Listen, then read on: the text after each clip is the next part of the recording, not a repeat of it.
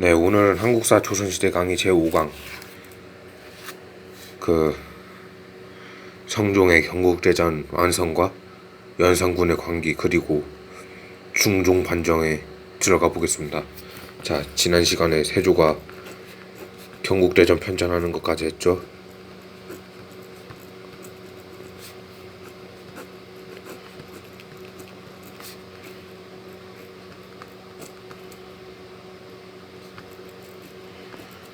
자, 1468년에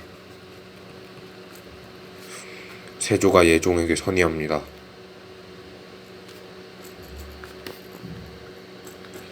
그리고 하루 뒤에 승하하죠.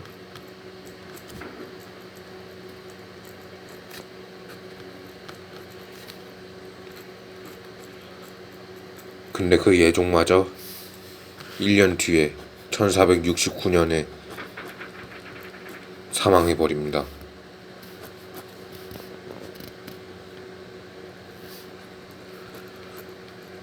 그게 그 세조가 어린 조카인 단종을 몰아내고 죽였기 때문에 예종이 20살에 사망했다는 말 있죠. 예종의 형인 이경세자도 20살에 사망한 게 그것 때문이라고 하죠. 자, 근데 이제 예종이 죽었지 않습니까? 근데 여기 월산군하고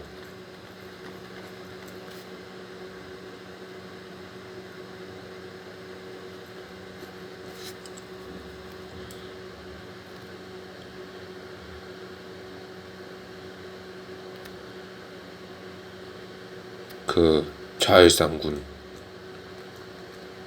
그리고 예종의 아들 장남인 제한대군 있죠. 자, 다들 왕이 되기엔 적정한 나이 아닙니다. 월산대군 16살이고 이 자열산군이 13살이고 제한대군이 원자지만 고작 4살입니다. 자, 이래가지고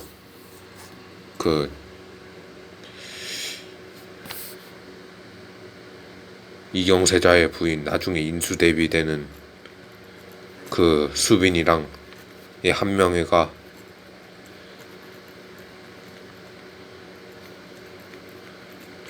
자기들끼리 차기 왕을 누구로 결정할지 짜고 그 정의왕후한테 보고하면서 정의왕후는 그냥 도장만 찍으라는 식으로 하게 됐는데, 이 나중에 성종이 되는 이는 자열산군 이경세자의 둘째 아들입니다. 자, 왜 그렇게 되냐면 월산대군 16살인데 당신은 성인이죠. 조선시대 당신 성인이고 20살 돼야 수정청정을 거두기는 하지만은 그래도 뭐 몇 년 안 남았고, 이 원자는 4살인데 나라를 다스리기는 너무 좀 그렇고, 이 제일 만만한 나이 13살 그렇게 해서 수정청정을 정의왕과 7년 동안 할 수 있게 그렇게 한 거고, 이 제한대군은 너무 어리다는 핑계로 안 되고 이 월산군은 다 컸다는 핑계로 안 되는 겁니다. 좀 앞뒤가 안 맞게 볼 수는 있는데 성종이 왕이 되면 수정청정 7년 해야 되고 제한대군은 거의 20년 가까이 해야 되는데, 그럼 제한대군이 왕이 되면 더 좋은 게 아니냐 이런 생각을 할 수 있는데 그건 핑계입니다.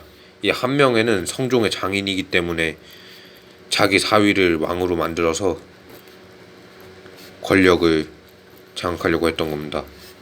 근데 그 성종이 좋은 왕이 됐기에 망정이지, 성종이 만약에 난폭한 왕이 됐다면 인수대비와 한명회는 아주 그냥 욕을 먹었을 겁니다.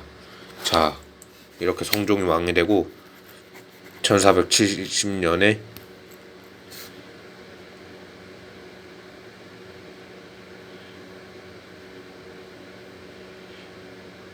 예, 70년 아닙니다. 1486년 이때 경국대전을 완성합니다. 이게 성종의 가장 큰 업적이죠. 자, 근데 예, 패배윤씨 있습니다. 성종의 둘째 부인이자 그 연산군의 생모죠.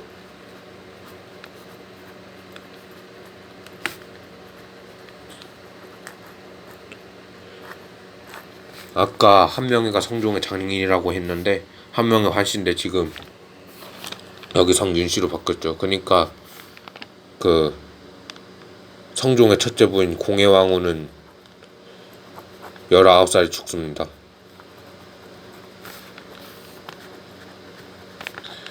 그것도 한명회도 역시 죄를 많이 지어서 딸들이 일찍 죽은 것 같습니다. 자, 그 공해왕후 말고 그 세자빈 있는 상태에서 죽은 세자빈 한씨 17살에 사망합니다.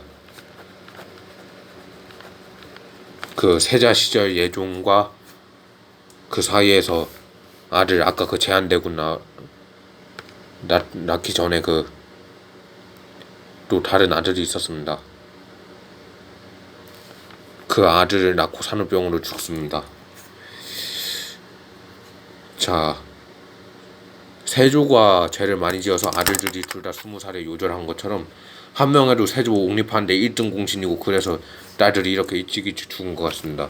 자, 근데 이 예종이 이 세자빈 한씨 죽을 때 12살, 그니까 12살에 아들을 낳은 겁니다. 아무리 조선시대라도 이건 너무 빠르죠.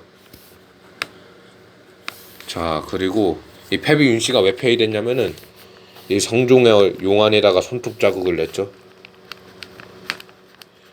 그때는 감히 왕의 얼굴에다가 손톱 자국을 내는 거는 대역죄에 해당됩니다.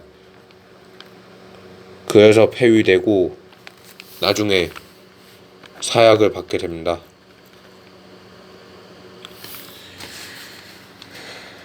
자, 그리고 1494년 드디어 연산군이 즉위합니다.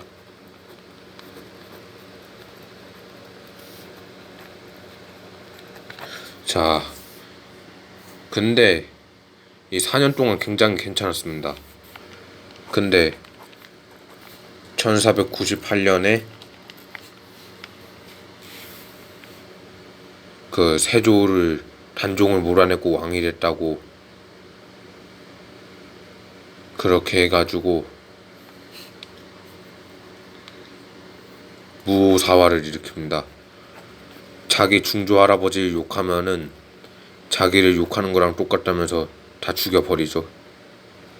자, 이때부터 폭군이 됐는데, 자, 진짜 제대로 폭군이 된 건 언제냐면 1504년입니다. 이때 갑자사화가 일어납니다. 그 패비 윤씨의 생모, 그러니까 연산군의 외할머니가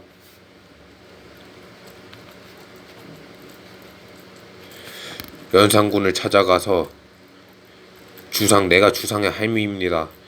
그 패비 마마께서는 이렇게 사약을 받고 피토하시면서 돌아가셨습니다.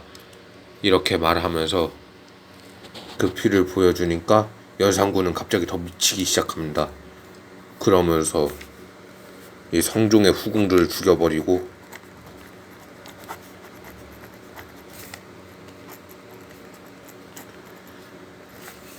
그리고 그 후궁들이 낳은 안양군과 봉양군 그 이복 동생들까지 죽여버리고 자기 친어머니가 죽을 때 가담했거나 구경만 한 사람들, 아무 말 하지 않은 사람들 다 죽여버립니다. 자, 그리고 이제 더 미친 짓 했죠.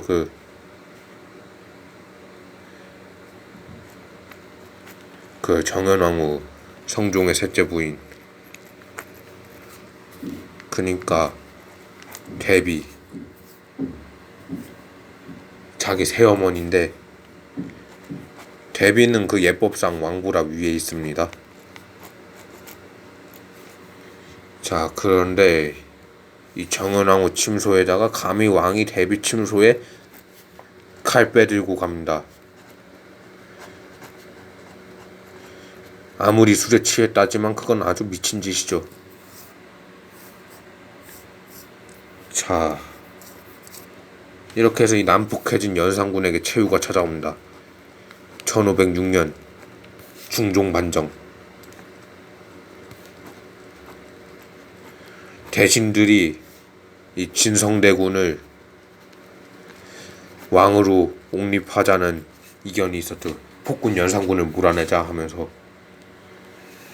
자, 이 진성대군이 바로 중종이고 그 정은왕후의 친아들입니다.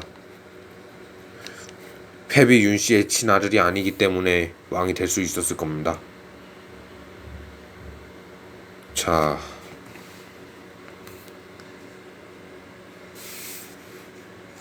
근데 이 중종은 자기가 왕이 되고 싶어서 왕이 됐다기보다는 신하들의 추대 때문에 어쩔 수 없이 왕이 된 겁니다. 자, 그리고 연산군은 유배형에 처해졌죠. 얼마 뒤에 사망합니다. 근데 연산군의 자식들에게 더 불행이 왔죠. 아들들은 나중에 누군가에 의해서 왕으로 옹립될 수 있으니 사사에 처해집니다. 사약을 받았다는 뜻이죠. 그리고 연산군의 딸은 그냥 죽임 당하진 않지만 딸은 왕이 될 수가 없으니까 그냥 평범한 백성처럼 삽니다. 원래 공주였는데.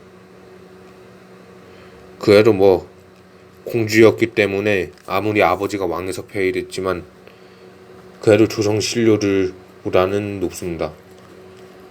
네, 오늘 수업은 여기까지고요. 다음 시간에 뵙겠습니다.